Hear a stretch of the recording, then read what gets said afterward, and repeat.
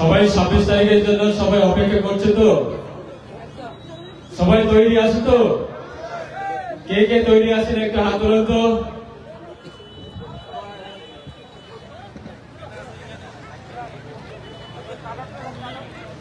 দেশের প্রধানমন্ত্রী আমাদের সকলের প্রিয় গত 17 তারিখ আগরতলা আস্তবল ময়দানে যে রাজ্যের প্রত্যেকটা সম্প্রদায় এবং রাজ্যের প্রত্যেকটা নাগরিকের কাছে উনি আবেদন করছেন যে দেশের প্রধানমন্ত্রী তৃতীয়বারের জন্য প্রধানমন্ত্রী হতে যাচ্ছে, তার জন্য দেশের প্রধানমন্ত্রীর জন্য সবাই যাতে বিরোধী দলের কাছেও গিয়ে যাতে আশীর্বাদ চাওয়ার জন্য, ঠিক না? সবাই চাইছেন তো? হ্যাঁ, এবার কিন্তু 2023 বিধানসভা নির্বাচনের রেকর্ডটা আমরা জুলাইবারে বিধানসভার পক্ষ থেকে যেই কোনো ভাবে হোক আমরা রেকর্ডটা ভাঙবো তো? হ্যাঁ, এবারে কিন্তু আমাদের 3টা দল একসাথে মিলে এই নির্বাচনে প্রতিদ্বন্দ্বিতা করার প্রস্তুত। আজকে আমি ব্যক্তিগত পক্ষ থেকে এবং জুলাইবাড়ি বিধানসভার পক্ষ থেকে এবং জুলাইবাড়ি বিধানসভা বিভাগের পক্ষ থেকে অসংখ্য ধন্যবাদ জানাই আজকে এই নির্বাচনের জনসভায়।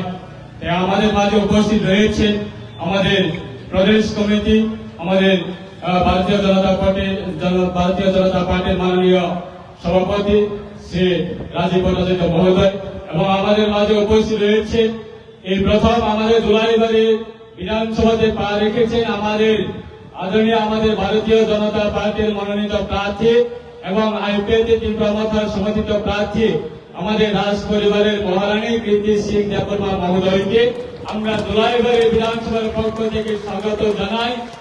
এবং এই জুলাইবাড়ি বিধানসভা কেন্দ্রের পক্ষ থেকে আমরা 60টা ভোট রয়েছে, এই 60টা ভোটে আমরা যে কোনো ভাবে হোক আমাদের প্রার্থীকে আমরা 80% ভোট যাতে আমরা আমাদের প্রার্থী যাতে বিজয় হয় তার ক্ষেত্রে আমরা সবাই আশীর্বাদ করব এবং ধন্যবাদ জানাবো।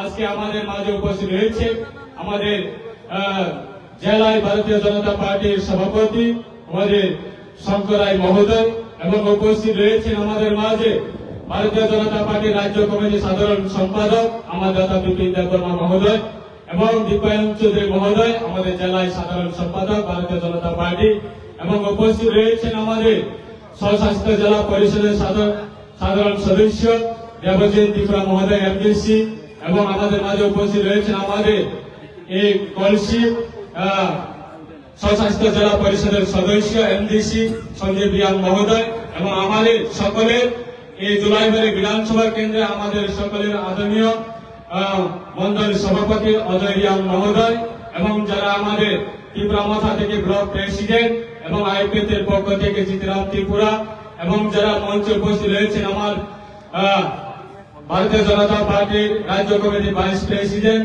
আমার দিদি পাপিয়া দিদি মহোদয়া, এবং যারা আমাদের জেলা থেকে যারা উপস্থিত রয়েছে এবং আমাদের মন্ডল থেকে যারা উপস্থিত রয়েছে, এবং যারা আমাদের মহিলা মোর্চা, যুব মোর্চা এবং যারা অন্যান্য আমাদের সকল সম্প্রদায়ের যারা নেতৃত্ব রয়েছেন, আমি সকলকে আজকে এই জনসভার পক্ষ থেকে আমি হার্দিক অভিনন্দন এবং শুভেচ্ছা জানাই এবং প্রণাম জানাই।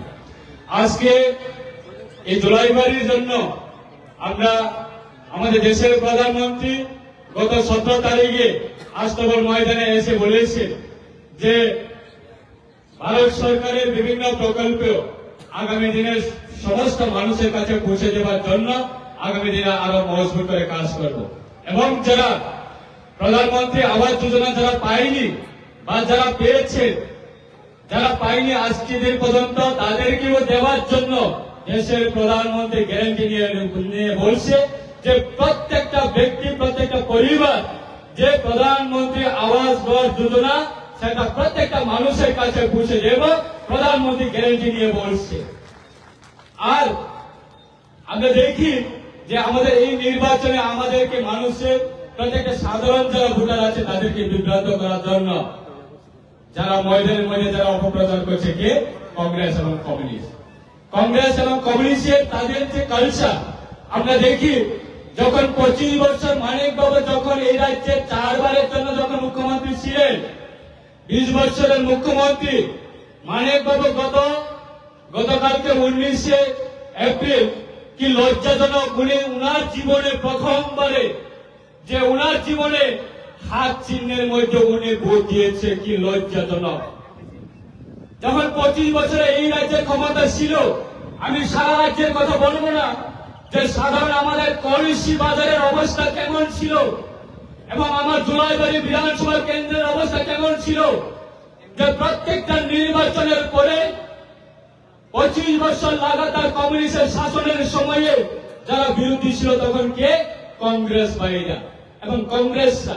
তখন কি অবস্থা ছিল? প্রত্যেকটা নির্বাচনের পরে এই কলসি বাজার থেকে শুরু করে, কোয়াইফান বাজার থেকে শুরু করে, দেবদর বাজার থেকে শুরু করে, বাইকরা বাজার থেকে শুরু করে, রামরাইবাড়ি বাজার থেকে শুরু করে, জুলাইবাড়ি বাজার পর্যন্ত সারা আমাদের এই দক্ষিণ ত্রিপুরা জেলার মধ্যে কমিউনিস্টের একটা অশান্তি রাজনীতি সৃষ্টি করার জন্য একটা স্থান রয়েছে জুলাইবাড়িতে। প্রত্যেকটা নির্বাচনের পরে প্রত্যেকটা বিরোধীর উপর আক্রমণ করত, সন্ত্রাস করত, আক্রমণ করত, অত্যাচার করত। আজকে আমরা কথা দিয়েছিলাম যে 2023 বিধানসভা নির্বাচনের পরে এবং আমাদের সরকার দ্বিতীয়বার সরকার গঠন হচ্ছে এবং এই দ্বিতীয়বার সরকার গঠনের সঙ্গে সঙ্গে আমি এই জুলাইবাড়ি বিধানসভা কেন্দ্র থেকে যদি আপনারা যদি আমাকে যদি বিধানসভাতে পাঠান, যদি নির্বাচনে যদি এই বিধানসভার সদস্য যদি হয়, তাহলে আমরা জুলাইবাড়িতে আমরা কোন ধরনের আমরা সন্ত্রাস রাজনীতি হতে দেব না, আমরা কথা দিয়েছিলাম। সেই কথা রেখে আজকে আমরা জুলাইবাড়ি বিধানসভা কেন্দ্রের মধ্যে যে সন্ত্রাস রাজনীতি করার হাত থেকে আমরা অন্তত তাদেরকে এই কলসি নদীর মধ্যে তাদেরকে বিসর্জন করতে পেরেছি বন্ধুগণ। তাই আজকে যারা আমাদের এই যে নির্বাচনের আমাদের ভারতীয় জনতা পার্টি এবং আইপিএফটি ত্রিপুরা মথা মিলে আমাদের প্রার্থী অবশ্যই বিজয় হবে, সেটা কোনো সন্দেহ নেই বন্ধুগণ।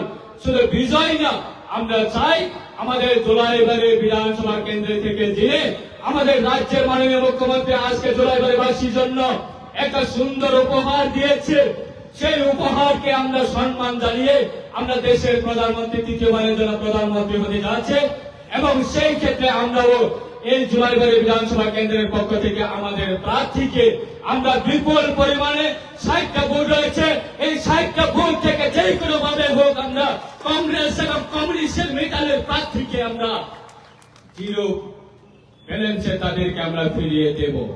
সবাই তৈরি আছেন তো? সবাই তৈরি আছেন তো? এই কলসি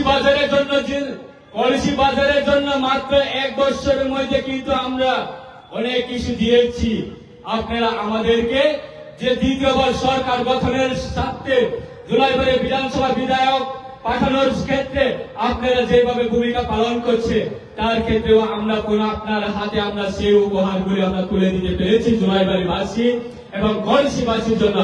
আগামী দিনে আরো উন্নয়ন হবে। আমরা যার নির্বাচনের আগে আমরা প্রতিশ্রুতি দিয়েছি, এই প্রতিশ্রুতিটাকে আমরা অক্ষরে অক্ষরে পালন করব।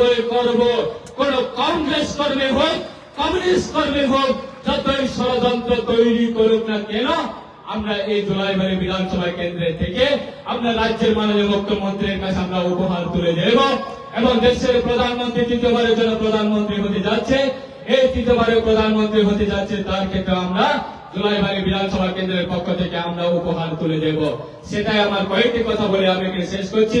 আমাদের প্রার্থী এসেছেন, আমাদের রাজ্যের মাননীয় সভাপতি এসেছেন, ওনাদের যে আমাদের মূল্যবান কথাগুলি আমরা শুনবো। যতক্ষণ